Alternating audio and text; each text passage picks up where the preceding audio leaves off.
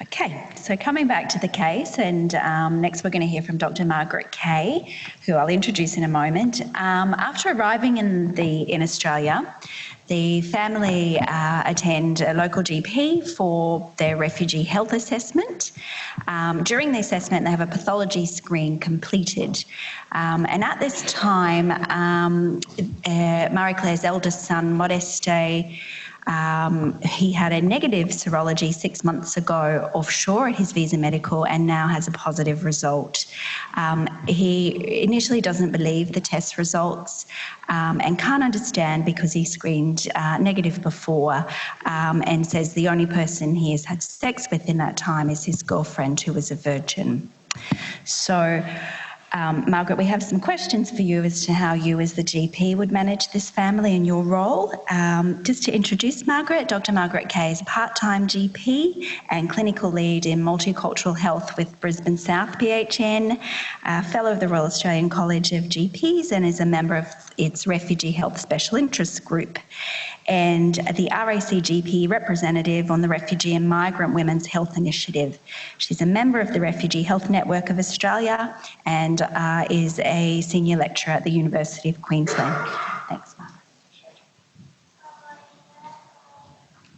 So I'm not really going to focus too much on that question because I actually think the whole family is important here when it comes to general practice, and that same type of question is actually going to be preceding the next speaker as well.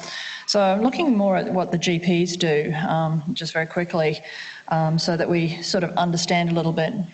So we know that Marie-Claire's here. There's 6 children, but she's also pregnant. There's been previous treatment for Marie-Claire, and there's been a blood transfusion, which it's sort of implied that that's the cause, but we don't know the cause or the way that she was infected with HIV. There are many other reasons. There appears to be a partner, perhaps still in Africa, who's of unknown status in this story. And the kids have arrived with Marie-Claire in Australia, and they've had a visa medical before they came here. And we assume that that's confirmed Marie-Claire's HIV status, and we are assuming that that's confirmed that the 3 older children are negative, theoretically, and the 3 younger children, it's a little unclear from the story. So hopefully negative. Hopefully she was on treatment and that the treatment was successful in preventing the children who were born after her diagnosis, but it's not always the case. So I think we need to understand that it can be quite problematic accessing some treatment in some situations, particularly when you're in a refugee situation. It's not always as easy as it might be here in Australia. And even here, treatment can be problematic for patients anyway, just understanding the need to regularly take tablets and to remember those tablets in amongst a refugee existence. Even in the complex existence of being a refugee resettling in Australia, it can be quite difficult to maintain your medications and things like that, which, you know, we just assume I'll take 1 a day is the answer and therefore you're fine. It's not always that easy. So there's often a cursory medical examination. It varies depending on the situation that the visa medical is done. If they're over 11, so Marie-Claire and some of the older children would have had a chest x-ray. These days, sometimes the younger children actually get other TB tests. And if they're over 15, they get an HIV test, so perhaps a syphilis test if they're over 15 as well. Rarely a hepatitis B test, and I'm contextualising the types of testing that's been done just so that we understand. And we don't know the reliability of the HIV test that's been done. It's supposed to be good. There's often a huge delay after getting that result before a person is actually resettled, so they could be infected during that time. So it has happened, and it's not part of the departure health test. That can actually be, you know, 6 months or even up to a year before the person actually arrives in Australia. In that time, that delay is quite significant. And then, of course, we've just heard about the health undertaking that Marie-Claire has. The settlement agency tends to assist people who engage with that, and it's sometimes a condition that they actually have accessed care at some point to be assessed on arrival as part of their visa requirement. But the GP is really involved in that stage. So the GP they're going to go to regularly is really involved. If a referral is required, often that referral is given by, you know, a GP down the road, not necessarily the continuing care GP information. And whatever is written in that health manifest, the GP rarely has access to that.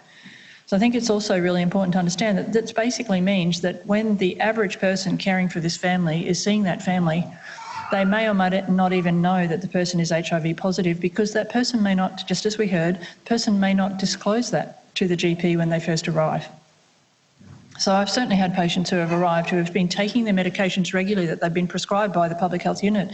They have not, or by the infectious disease unit, they have not actually ever said that they've been on that medication for quite some time, because they need to develop the trust in the relationship to be able to do that. So when people arrive, there is no formal medical health assessment for people of refugee background when they arrive in Australia, and most GPs, most clinicians are quite astounded by that. And I think it's really important that we know that, and that we ensure that others who are working with a GP down the road, and that GP doesn't even know that a formal health assessment has not been done. And even if we know that we can do a health assessment, unless we've been trained up to do a health assessment, we don't really know what it involves. And I've certainly traced back and seen what blood tests people have done, and they've had a full blood count, UNEs and a cholesterol test done. They certainly haven't had an HIV test, and I can tell you that that cholesterol test was incredibly low. Can't imagine why when you've come from refugee background. So it's kind of amazing what we don't come up with when we're trying to not think creatively. No, we just don't manage this well because it's foreign, because it's something that we don't do every day. And if we actually are thinking, we would actually think to do an HIV test. So we need to be more aware of that, and we need to ensure that our friends are aware of that. Of course, we can do a full health assessment, which is a 707 within the first 12 months of people arriving. The government actually has a process for this that enables us, but we just don't know about it most of the time. And it means a good history, a good examination, good investigations and management. So just to give some information from one of the reports from the Kirby Institute, which is actually quite a good, gives us a good understanding of what's happening in Australia. When we actually look at people who have late diagnoses in the last few years, we're looking at people who have arrived in Australia from countries with higher prevalence like Central America and Sub-Saharan Africa and Southeast Asia. They're much more likely to have a late diagnosis. So people who have not been diagnosed before, who have their first diagnosis here, that's often what we see. And similarly, if people are heterosexual, much more likely to have a late diagnosis. And 11% of Australians have HIV and undiagnosed in Australia is the estimate.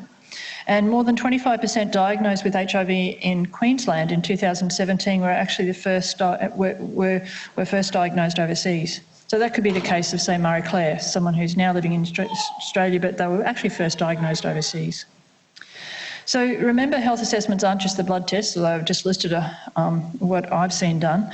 It involves a good history, and remember that history may not be completely forthcoming when you first ask. And that's not people being rude, it's people being frightened. And you need a trusting relationship to encourage that. Listen to the story, listen to the journey, and understand what their presenting complaint is, because sometimes that will give you a bit of an idea of what else is going on. Because people aren't necessarily there for a checkup, even though you think they're there for a checkup. That's not necessarily how the patient is seeing it. They've got a sore foot or whatever they've got. They've got a funny rash, which might be related to the HIV. So remember to reassure the client that the health check is not going to stop them staying in Australia. Because so many people, particularly if they've got HIV, are frightened that this is the end of their time here and they're going to have to go home if I find out that they've got HIV. We really must reassure people. And we need to check the whole family. We've just heard that it's really important, even if they've been previously negative. Even if you do have access to the health manifest, please double check. And it can be a long time between that blood test before they arrive in Australia, but it can also be wrong.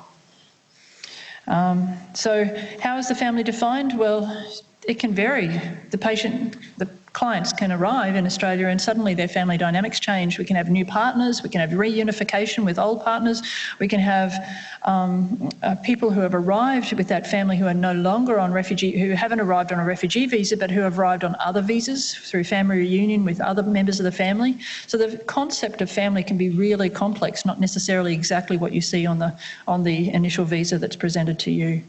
And the family visas have less support to actually get the testing done. So they often have testing, but often there's less support to actually get to the GP to get support. And people have all sorts of different medical issues when they come, so it's not just HIV. And I've certainly had people with multiple infectious diseases and referred them to the infectious disease clinic, and the only infectious disease that they've actually had treated was actually the HIV. So they've ignored the strongyloides and ignored all the other things in the letter because, oh, this is the HIV box. So it's really important for you as a GP to actually remember why you actually referred them in the first place, because just because you get a great letter all about the HIV that comes back to you doesn't actually mean they treated all the other things that you actually said that needed to be treated. And then, of course, it's a matter of access to the medications. It's a matter of ensuring that you know what medications people have previously been on, which may not be what they're going to continue on, and that in itself can break trust too, because they know these were the things that actually saved their life, and why are you not giving it to me? So it's really important to maintain education amongst that. I just want to mention that sometimes STD issues, taking the history around those stories, it actually can be associated with an enormous amount of trauma in people of refugee background. We just need to be very gentle how we're asking about obstetric history and sexual health history. It's not really the same as it is in Australia. We just need to be very sensitive to that.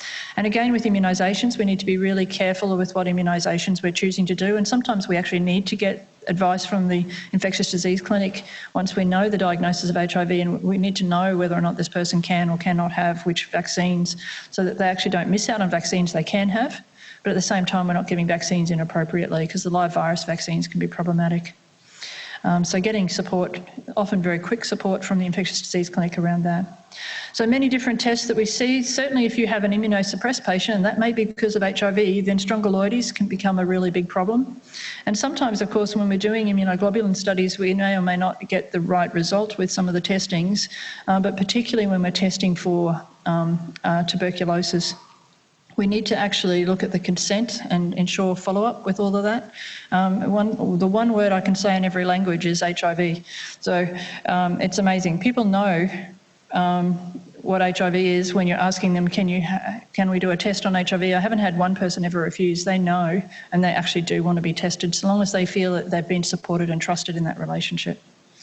So I usually would suggest that you engage with the infectious disease physicians around the interpretation of a TST, which is not necessarily going to be positive in a person who's HIV positive, and same with the IGRA, even though it's one of the tests you do when someone is HIV positive, it's not necessarily going to be accurate. So just need to be careful about the interpretation of these tests, and remember symptoms are important too. I've certainly had people who've had quite nasty cavitating tuberculosis with HIV positive that wasn't necessarily positive on the test, but clinically it was sort of like completely unmissable.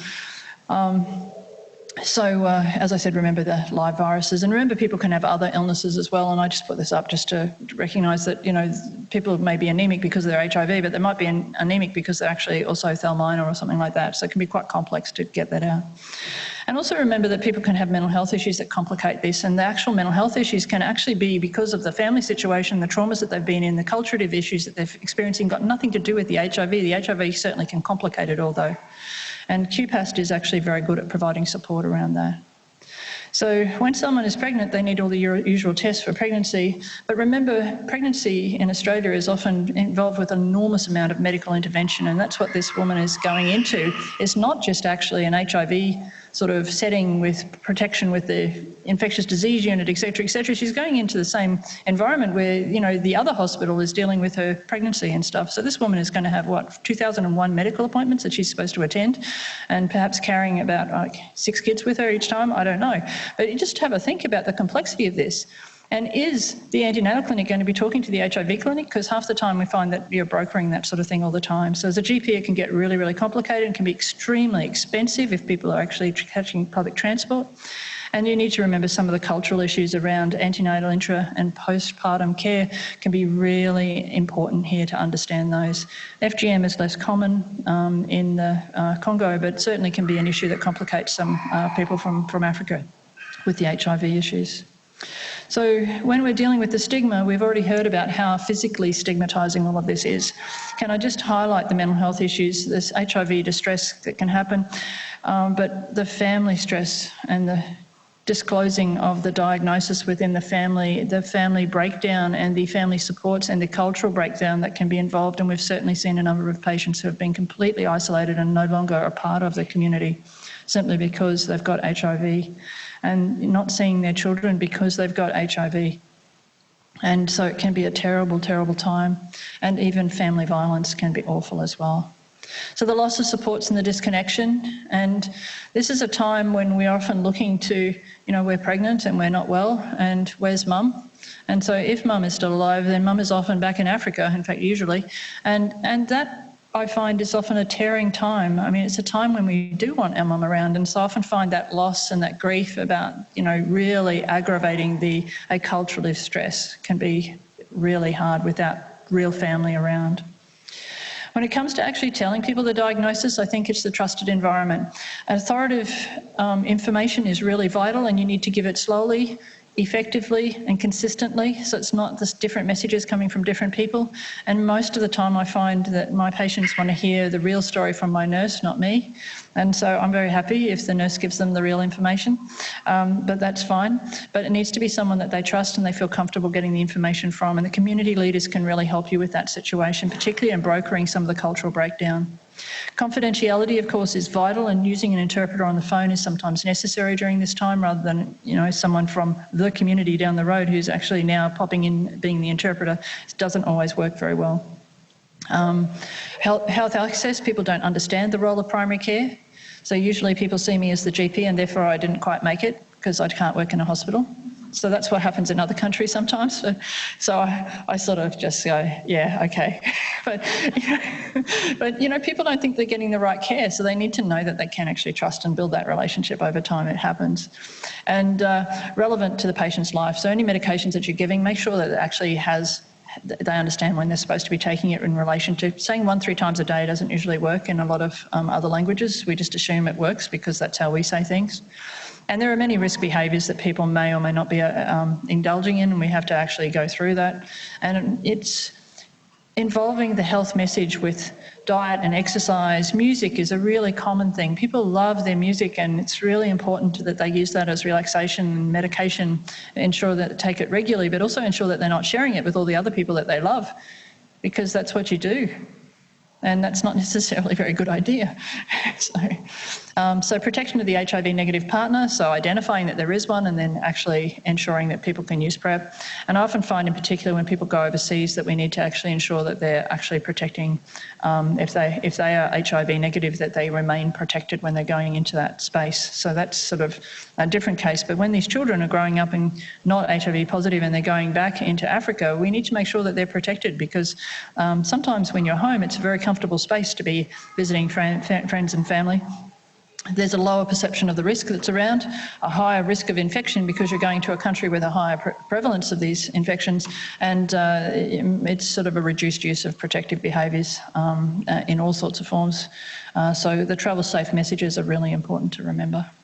So that's all I've got to say, and I think we'll get on to the specialist advice, which is what we all want to hear. Thank you.